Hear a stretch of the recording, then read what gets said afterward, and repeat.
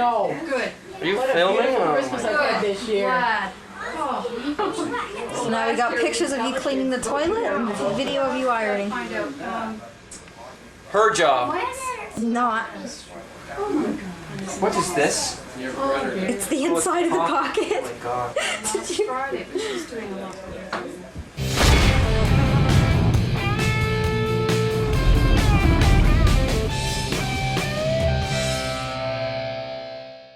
Hey, how's it going?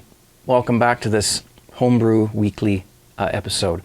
And this week I have at the beginning here an empty glass. That's because the beer that's going into this glass we're going to talk about at the end of this video. Do you remember last week? If you watched, you saw me talking about and getting all excited about brewing a beer that was going to have like just some grains. I had a box of grains out and I was looking through them and just sort of saying, God, you probably should use some of these up before they get too old. So, and I got all excited, and after I finished that video, I brewed that beer. Now, keep in mind, some of these videos aren't shot right on the day that they're published. I might shoot them a few days earlier. So that video was shot not last Monday, but the Monday before. And so now here it is the Thursday after that week. So it's been 10 days that beer was brewed. And today I kegged it and got it cold and carbonated it. So now it's ready to try. And if it's good, I will give you the recipe. If it's not, forget it. I ain't giving it. Okay? I'll make changes to it and see what we can do with it. But in the meantime, let's watch these other things I've got prepared for you. Sit back and enjoy, and I'll be back to you in a few minutes. We'll give this a whirl. A couple years ago, somebody sent me 2 packages of this stuff to make sake.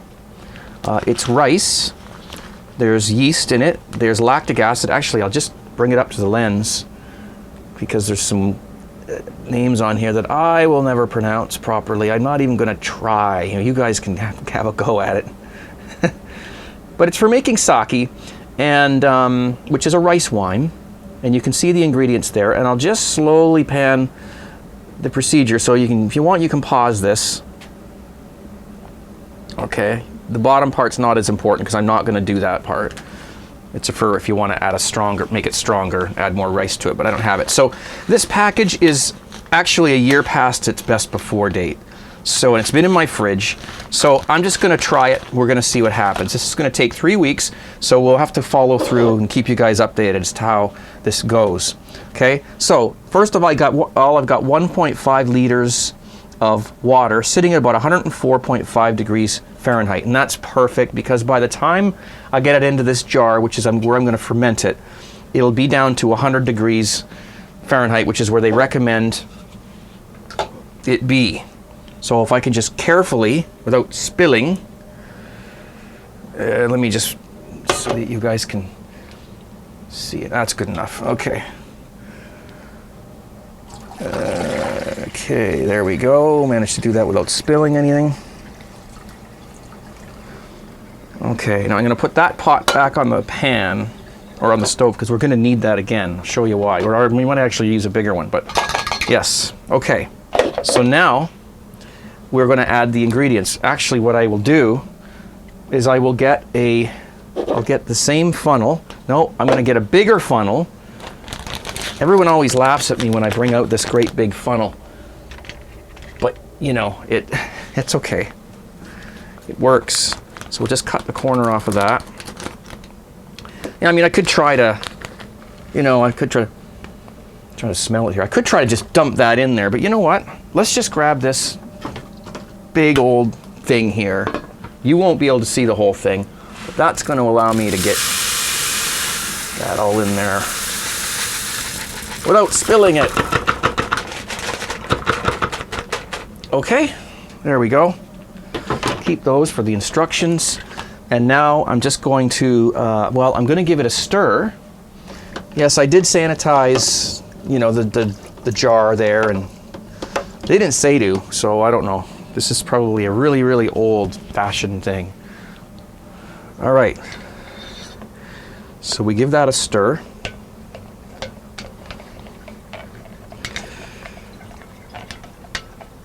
Just like that. And so now what we need is we need to keep this at 100 degrees Fahrenheit for 5 or 6 hours.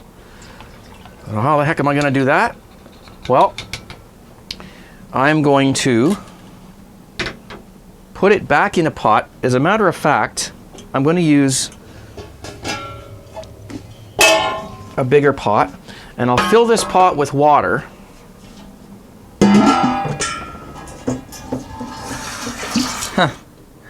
Just by combining hot and cold tap water, I got 100.2. I guess I've been doing this for a while, huh? So there we are. Now, so I got to keep this at 100 degrees for 5 hours. So we're just going to put that into there. We're going to get a bigger thermometer, one that we can clip on. And as long as this water inside this pan stays at 100 degrees Fahrenheit, we're okay. And if it goes below 100, I'll just crank on the heat for a few minutes. We'll keep it at 100 degrees for a few hours. And then I'll put an airlock. Actually, I'll put an airlock on now. These little medicine things that you get to measure out cough medicine, they're amazing for filling airlocks. There you go. Perfect. And there we have that. So let's come back in a few hours and we'll see what we're going to do next. Okay, it's been about an hour, and I've had to turn the induction burner on a couple times for a minute or two. So most of this was just liquid and the rice was in the bottom, but now it has absorbed all the water and has done what rice does. And now we just have to keep it at 100 for another few hours. And then store it at, regular room temperature for about 3 weeks. Well, that's what we'll do.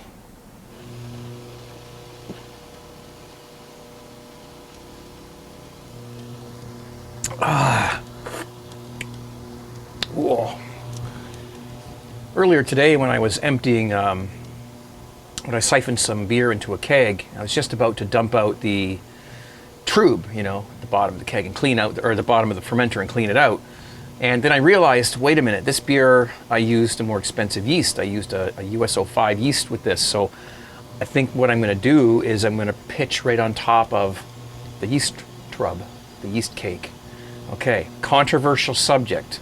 Can you or can you not just pitch your brew right on top of an old yeast cake? All right, so what do? You go on, yes, I cut myself. You'll probably see me trying to stop it from bleeding. Sharp scissors. Anyway, so what do? You go on to Google and you look it up and you look in forums and you read, and some people say, oh, it's a terrible idea, you should never do it. And other people say, oh, it's fine, I do it all the time, I don't have a problem with it. I guess the bottom line is, does it work for you? Does it work for me? I guess we're about to find out, aren't we? So what I did was, because I can't technically pitch a new batch depending on how I'm brewing, right here I've got just an extract beer going. It's going to be going into the fermenter at a fairly high temperature, and I'm going to be topping up with cold water. So in that case, I can't just pitch on top of a yeast bed because it'll kill it. It's too hot. So what I did was I sanitized a jar. Now you guys can criticize me. I don't mind. I probably messed this up. I sanitized a jar with Star San. They say you're supposed to boil them. I didn't. I thought Star San was the deal, as enough to sanitize things. So, and I scooped the yeast up into the jar from the bottom with this jar, sanitized, inside and out, lid and all, okay? So here it is. So there's the tube, there's the yeast, there might have been a little bit of beer left in there. I know there's a proper way of washing yeast, and I've done it before, and I like to make a video on that, actually. But for now, I'm just going to try this, okay? It's going to take me a half an hour to make a pre-hopped extract beer. Very simple, similar beer to the style that this was, and we're just going to use this as the yeast. People talk about over-pitching. Yeast can be just as bad as under-pitching. I'm not disagreeing with that. I'm just going to see what happens. Okay, it's an experiment. All right, so can or cannot you pitch on top of a yeast cake? I know people who do it all the time. Now, is it going to make you the best beer that you can possibly make? Probably not. You're better off using either fresh yeast or washed yeast, I'm sure. But hey, in a pinch, I'm not going to go through all that trouble. I haven't got enough jars. I'm just going to throw this in and see what happens. I will let you guys know what happens, okay, in the coming weeks, what happens with this beer. All right, so stay tuned. All right, take two, final. Well, they're all supposed to be final. Hey, well, hope you enjoyed that. Here we are back, and I have the beer. It's cold. It's very cold. It's probably too cold, actually. But there it is. And you know what, guys? I'm going to give you the recipe anyway. I'm not going to not give you the recipe. So you want to know what's in this beer. I'll tell you what's in this beer. But first, let's give it a shake. I have not tasted this since it was kegged. So it's carbonated. I have not tasted it yet. So it's now ready to go. Let's see what we've got.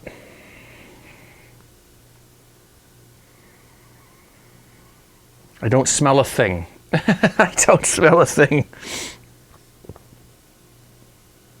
A little bit of hops, a little bit of malt, nothing really big. It's a very aroma-less beer. Of course, there's some foam there. Yeah, it just smells like a beer. There's nothing there. I can't tell anything about it just by the aroma. I was going to say odor, by the aroma. So let's get right to the tasting. I'll tell you what, it is so cold. I don't know what happened. I didn't change my temperatures. It's freezing cold, so I'm probably going to have to adjust that. But let's give it a whirl, and then we'll talk about the recipe. Cheers.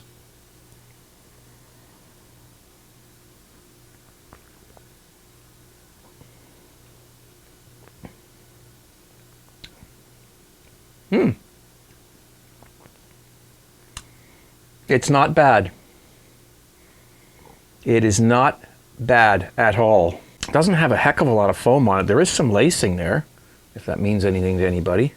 I can't even hold that though. I think it's too cold.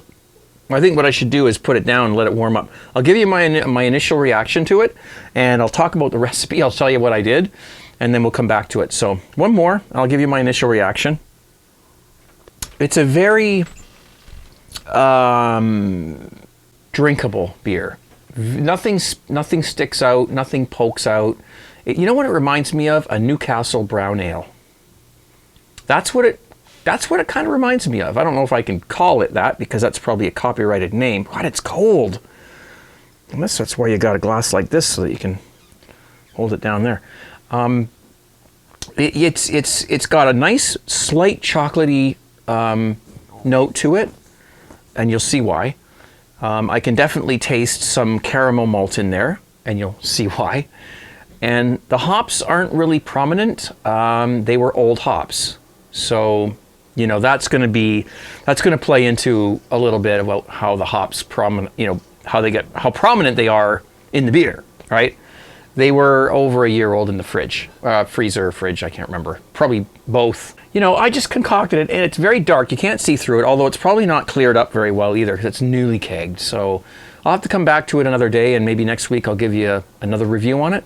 But all in all, it's a very drinkable, dark beer, dark ale with slight hop notes and a decent, you know, chocolatey kind of undertone to it.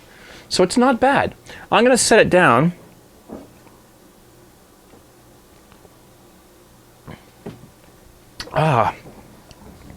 Yep, it didn't turn out bad at all. Right off the top, we've got some Halito, New Zealand hops there, 7-minute boil, 28 grams, that's about an ounce. 50 grams of chocolate malt, 200 grams of caramel, 130, 220 grams of Carapils dextrin. I mean, that's supposed to bring mouthfeel and foam to the beer. Okay, might want to put a little bit more of that in next time. Light dry malt extract, we put 500 grams in, 700 grams of dextrose, that might have been another mistake, okay? And of course the Cooper's Dark Ale, which I have entries for in Beersmith. If you want to get the Cooper's kit entries into Beersmith, you're gonna have to give me some time. Let me know down below and I'll work on it. I don't remember where I got them. I know it was from 17brewcrew.com. And I don't know how to install them, but I know I did it, and I'll figure it out if you guys want, okay? I'm sure some people will.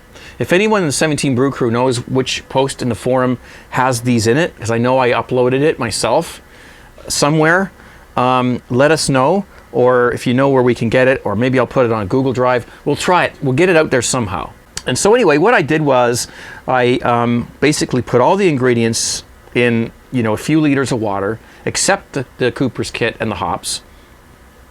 Put them in a steeping bag, steeped them for half an hour, took that out, brought it up to a boil, added the hops, 7-minute boil, flamed out, put the Cooper's kit in, put it all in the fermenter, topped it up with cold water, and sprinkled, actually I rehydrated some USO5 dry yeast into there. So rehydrated it to make sure it was good, because it was over its past due date. So I wanted to make sure that it was still lively, and it was about 10 months past its due date.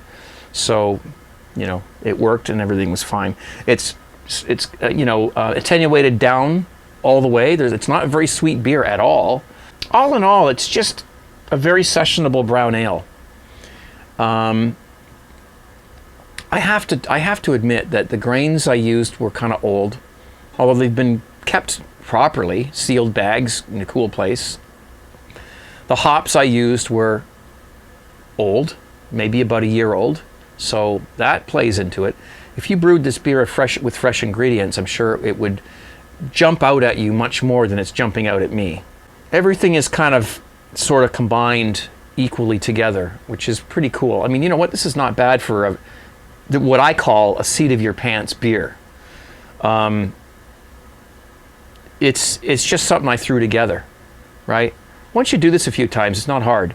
Plus, you use Brewer's Friend or Beersmith or whatever, one of those programs. If you get Beersmith, it's $30 or something like that. Rather you buy a shirt. But anyway, just saying, or Brewer's Friend, whatever. I'm not affiliated with either of them, but there's really some great ways out there to mess around with recipes and get the color you want, get the IBUs that you want, and really hone your beer down before you brew it.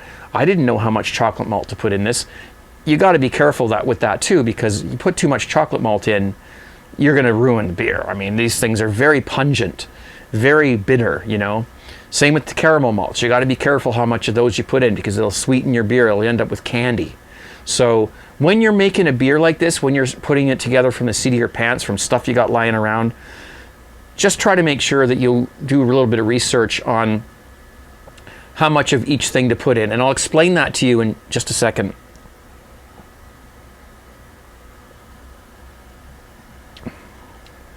I'm enjoying that. It's pretty good. I'm not disappointed with that at all. When you're looking up a grain, let's say chocolate malt, okay, and you want to find out how much chocolate malt to put in a 5-gallon recipe, right? Just look it up. How much chocolate malt in a beer recipe? You'll find forums. You'll find all kinds of things. Go into 17 Brew Crew. Ask them. What you're going to find is there's a percentage. So they might say like 5% of your total grain bill should be chocolate malt. Okay? So what the hell does that mean? Well, 5% of a grain bill. A grain bill is usually somewhere between 10 and 14 pounds of grains. All right? So, 6 some odd, kilograms of grains. Somewhere between 5 and 7 kilograms of grains. I think I got my metric conversion right.